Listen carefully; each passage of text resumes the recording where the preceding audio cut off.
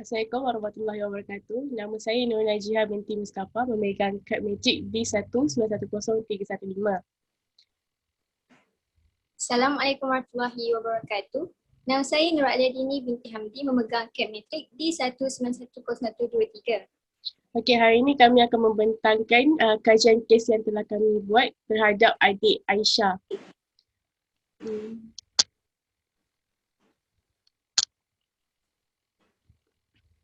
Saya akan menerangkan pengenalan. Kanak-kanak berkeperluan khas adalah merujuk kepada kanak-kanak yang memerlukan perhatian dan penjagaan yang berbeza daripada kanak-kanak normal dari segi ciri-ciri mental, keupayaan diri, keupayaan berkomunikasi, tingkah laku dan emosi dan juga ciri-ciri fizikal.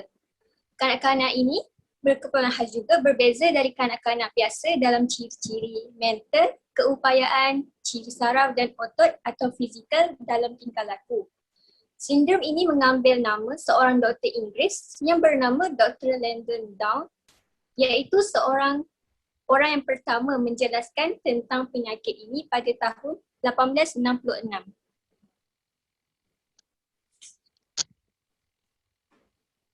Seterusnya, latar belakang individu. Nama adik ini ialah Aisyah Humaira binti Khairul, umur 7 tahun, yang bersekolah di SK Seripaya, tempat kanak-kanak berkeperluan khas.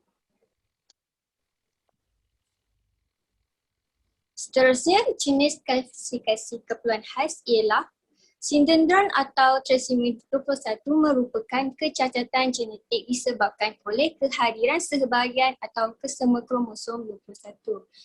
Ianya dinamakan sempena John Langdon Down, iaitu Doktor British yang pertama kali menggambarkannya pada tahun 1826.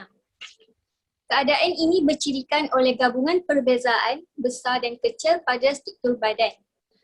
Seringkali sindrom Down biasanya dikenal pasti semasa kelahiran. Mereka mempunyai sindrom Down berkemungkinan mempunyai keupayaan kognitif lebih rendah berbanding purata dan ianya juga antara sedikit kepada sederhana terencat akal. Kelemahan perkembangan seringkali ditonjolkan sebagai kecenderungan terhadap pemikiran konkret. Sindrom Down turut terdapat pada mereka yang mempunyai set kromosom piawaian.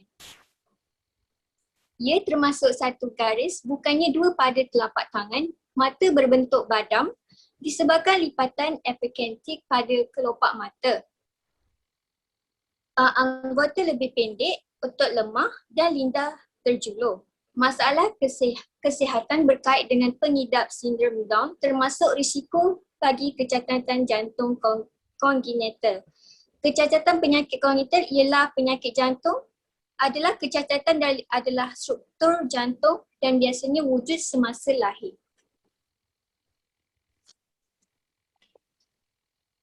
Seterusnya, ciri-ciri dan simptom.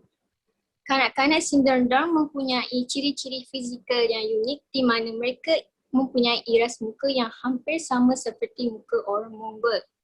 Kanak-kanak keperluan khas, mereka juga mempunyai pangkal hidung yang kemek, jarak di antara dua mata jauh dan berlebihan kulit di sudut dalam. Mata mereka sentiasa berair dan merah serta mempunyai mata yang sipit iaitu bahagian luarnya naik ke atas dan terdapat lipatan pada kedua-dua sisi hidung yang menutupi bahagian dalam mata saiz. Mulut adalah sentiasa kecil dan sentiasa terbuka dan tidak tertutup rapat. Saiz lidah yang tebal, kasar dan pendek menyebabkan lidah mereka selalu terjelin. Pertumbuhan gigi mereka ialah tidak rata dan lambat untuk pembesaran. Sifat yang jelas pada tangan mereka mempunyai jari-jari yang pendek. Seterusnya, masalah yang dihadapi oleh individu tersebut. Masalah jantung, adik ni ada masalah jantung, masalah pendengaran dan masalah mata. Masalah jantung Aisyah tidaklah seteruk mana dan tidak membuatkan dia lemah dan sakit.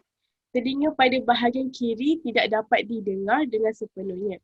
Menurut ibunya, telinga pada bahagian kiri memang tidak boleh didengar daripada kandungan lagi. Menurut ibunya lagi, mungkin kerana terlalu banyak masukkan ubat ke dalam tubuhnya. Namun pada bahagian kanan boleh didengar dengan baik. Pertuturannya masih kurang fasih, mungkin kerana dia tidak dapat mendengar dengan baik. Namun Aisyah sudah banyak mempunyai improvement berbanding dengan yang dulu, yang hanya mampu menyebut beberapa patah perkataan. Doktor telah mencadangkan kepada ibunya untuk memakai hearing aid. Namun ibunya tidak memberi Aisyah memakai kerana dia masih tidak selesa untuk memakainya. Selain itu, ibu Aisyah masih boleh mendengar. Ibunya kata Aisyah masih boleh mendengar dan juga boleh menerima arahan yang diberikan oleh orang lain. Dia juga boleh mendengar dari jarak jauh dan sangat mudah mendengar arahan yang diberikan oleh ibunya.